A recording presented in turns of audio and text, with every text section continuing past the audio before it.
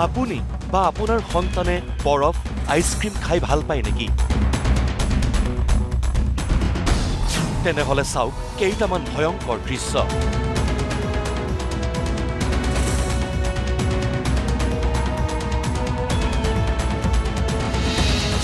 মঙলদৈত বৰফ আইচক্ৰীমৰ ফেক্টৰীত প্ৰস্তুত হৈছে বৰ বিষ। হয়, মঙলদৈ চহৰত খাদ্য সুৰক্ষা বিভাগৰ অভিযানত পোহৰলৈ আহিছে এই ভয়ংকৰ কাণ্ড। চাওক, মঙলদৈৰ মাছৰ বজাৰৰ কাষত কি লেতেৰা পুতিগন্ধময় পৰিৱেশত ফেক্টৰীত বৰফ আইচক্ৰীম তৈয়াৰ কৰে অসাধু ব্যৱসায়ীয়ে।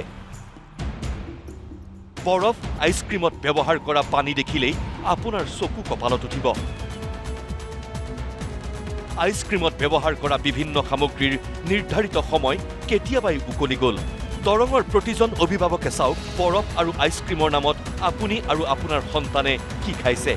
কণ কণ ল'ৰা-ছোৱালীৰ ভৱিষ্যত অন্ধকাৰলৈ লৈ গৈছে অসাধু ব্যৱসায়ীয়ে। শুকুৰবাৰে খাদ্য সুৰক্ষা বিভাগে অভিযান চলাই সতৰ্ক কৰি দিলে দুটাকৈ বৰফ আইচক্ৰীমৰ ফেক্টৰীৰ স্বত্বাধিকাৰীক। মঙলদৈ মাছ বজাৰৰ কাষত থকা দুটা আইচক্ৰীম ফেক্টৰী আজি এটা ইনস্পেকশ্যন কৰা গ'ল হঠাতে।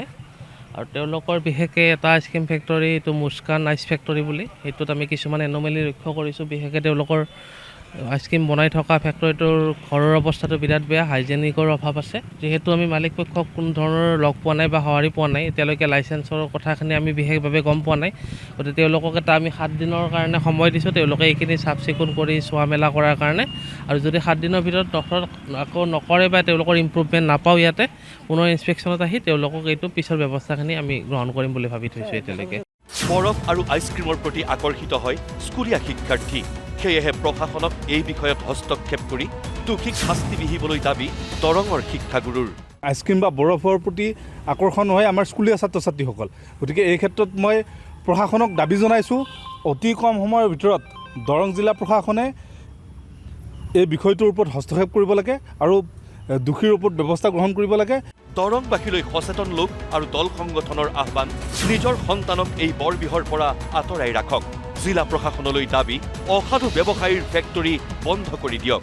ভয়াৱহ পৰিস্থিতি এটা আৰু ভয়ানক কথা এইটো যে এটা আমাৰ খাদ্য বিভাগ থকাৰ পিছতো যে এটা কদৰ্য ৰূপত বৰফ ফেক্টৰীবিলাক চলি আছে।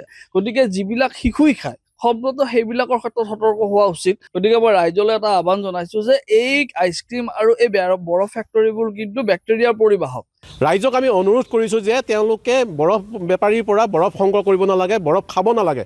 কাৰণ যিবোৰ বেয়া পানী, যেনেকুৱা পৰিৱেশ দেখা পালে মানুহ কি ক'ম আৰু ক'বলৈ উপায় নাই। উপায়ুক্ত মহোদয়ক অনুৰোধ জনাইছোঁ অতি শীঘ্ৰে যিবোৰ বৰফ ফেক্টৰী আছে তেওঁলোকৰ যিবোৰ নিয়ম আছে নিয়মত চলাব দিয়ক, আৰু নহ'লে এতিয়া এইবোৰ বৰফ ফেক্টৰী চিল কৰি দিবলৈ আমি অসমীয়া যুৱ মঞ্চৰ পৰা দাবী জনাইছোঁ।